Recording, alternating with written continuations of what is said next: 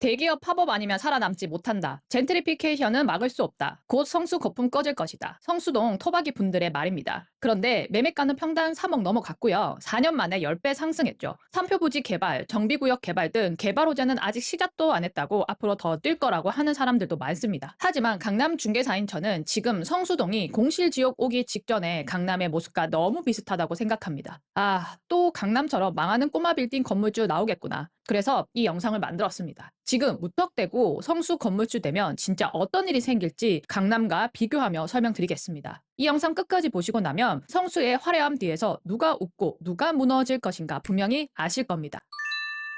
성수 사지 말라는 게 아닙니다. 성수 여전히 가능성 높습니다. 하지만 성공하려면 강남 실패 사례를 정말 정확히 알고 가셔야 합니다. 바로 들어갈게요. 첫 번째, 강남이어도 지하철역과 거리가 멀고 주택가 한가운데에 들어선 상업용 신축 건물이 정말 많이 어려워진 것 아시죠? 특히 이런 곳은 도로도 좁죠. 하물며 언덕도 있으면서 신축한 건물은 특별한 대안이 없는 이상 정말 답이 없죠. 성수는 다행히 언덕이 없는 건 장점입니다. 하지만 좁은 골목이 너무 많죠. 아예 차량 한 대도 진입하기 어려운데 이런 곳에 대출을 크게 해서 신축을 한다면 강남보다 더 어려워질 수 있습니다. 어떤 분들은 대출을 많이 해서 무리하게 매수하지 않으시려고 30평도 안 되는 작은 대지를 사셔서 신축하시는 분들도 계시는데요. 오히려 이게 더 위험할 수 있습니다. 왜냐고요? 작은 땅을 사서 신축을 하면 1층 공간은 줄어들면서 주차도 불편한 건물이 나올 가능성이 큰데 그렇게 되면 기존 구축 건물과 임대료가 크게 차이가 나지 않는 결과가 나올 수 있습니다. 임대료를 빵빵하게 받아도 대출이자 내고 나면 끝인데 그마저도 못 낸다면요. 이미 성수에 그런 건물이 속속 보이고 있습니다. 차라리 조금 더 넓은 구축 건물을 사서 유지하는 게 더 나을 수 있습니다. 특히 뚝섬역 북쪽과 북서쪽 정도의 작은 땅을 사서 오래된 주택을 철거하고 근생 신축을 하신다면 저는 우선 말리고 싶습니다. 정말 임대료 분석을 잘하는 전문가와 함께 계획을 세워 대출을 하셔야 합니다. 이런 곳이야말로 주택가 한가운데에 덩그러니 신축한 강남 근생 건물이 겪은 어려움을 겪으실 수 있습니다. 강남 이런 지역처럼요. 특별한 대안 없이 근생 지으며 임대 나가겠지 하고 안일하게 진행하시면 안 됩니다. 두 번째, 땅 샀더니 땅 절반이 날아가는 사례 생각보다 많습니다. 들어보셨나요? 70평 땅을 샀는데 쓸 수 있는 땅이 35평이라는 거죠. 성수는 경계가 불분명한 땅이 많습니다. 신축 시 건축선을 지키며 건물을 짓게 되면 내 땅임에도 사용할 수 없는 경우가 생깁니다. 예를 들면 내 땅에 남의 건물이 침범해 있거나 도로 확보를 위해서 그어진 건축선 때문에 대지가 날아가게 되는 경우입니다. 그래서 이런 일 방지하려면 꼭 매수 전에 경계 측량을 하셔야 합니다. 이런 것들을 챙겨주는 중개사와 계약하실 거죠? 세 번째, 건물 리모델링 한다고 무조건 좋을까요? 이것도 차라리 리모델링을 하지 않는 게 좋은 땅, 건물이 있습니다. 성수는 땅만 가지고 있어도 시세 차익 충분히 누릴 수 있는 곳입니다. 강남도 오래된 주택을 사무실이 주 용도인 근생으로 굳이 리모델링하여 정말 망작이 된 건물들이 공실률을 굉장히 높이고 있습니다. 자세한 사항은 이 영상을 참고해 주시고요. 한마디로 오래된 주택을 근생으로 리모델링 하다 보면 따를 수밖에 없는 낮은 천장, 공간의 효율을 줄이는 H빔 기둥, 레이만 주차 가능할 것 같은 주차장의 결과가 나오게 되는데요. 이런 부족한 조건에도 임대가 될 수 있는 지역인지 먼저 봐야 하고 같은 평수 건물에 비해 임대료가 낮아야 하는데 자금 계획에서도 보수적으로 접근하셔야 합니다. 이렇게 리모델링된 건물은 강남도 좋은 위치에 있어도 임대시장에서 인기순에서 밀립니다. 정말 무미건조한 사무실용 근생 건물로 리모델링 할 바에 주택 그대로의 모습을 잘 살려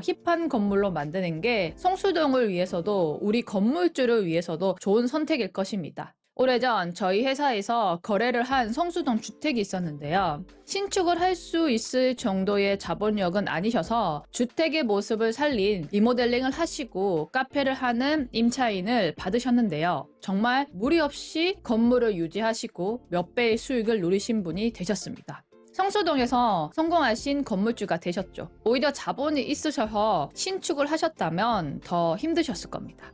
네 번째, 노량진 횟집들 사이에 있는 소고기 집은 장사가 잘 될까요? 안 될까요? 엥? 갑자기 왜 노량진 얘기가 나왔냐? 동네에 가면 그 동네 자체의 주요 분위기, 주요 상권이 존재하잖아요? 그런데 내 건물 하나로 그 동네 상권을 바꿀 수 있다고 생각하시는데 쉽지 않다는 겁니다. 그렇게 하려면 내가 지은 건물에 내가 장사를 하거나 내가 사업을 할 수 있어야 합니다. 단순히 건물만 짓고 사용하는 사람이 내 건물에 맞춰서 임차하겠지라고 생각하면 안 된다는 거죠. 내가 노량진 회센터 구분상가 중 하나를 사서 소고기집 파는 가게로 멋지게 리모델링 해놓고 소고기집 하고 싶은 사람 들어오겠지 하고 기다리면 안 된다는 겁니다.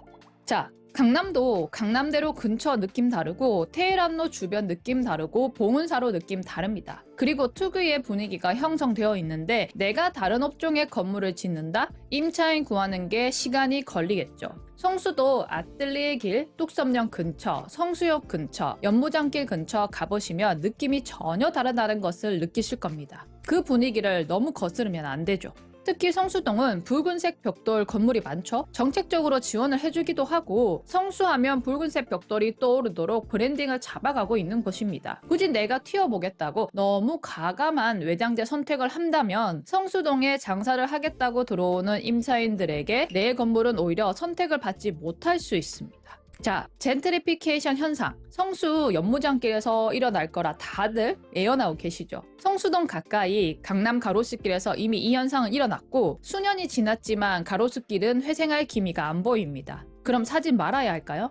아니죠. 여전히 신사동은 최고를 찍고 있고요. 평당 4억을 향해 달려가고 있습니다. 유명 셰프의 식당, 명품 브랜드는 여전히 입점 중이고요. 누군 가로수길에 들어갔다가 손절하고 누군 여전히 대한민국 최고의 땅에 엄청난 시세 차익을 누리고 있습니다. 즉, 성공 사례와 실패 사례가 극명히 공존한다는 거죠. 성수동도 그렇게 될 것입니다.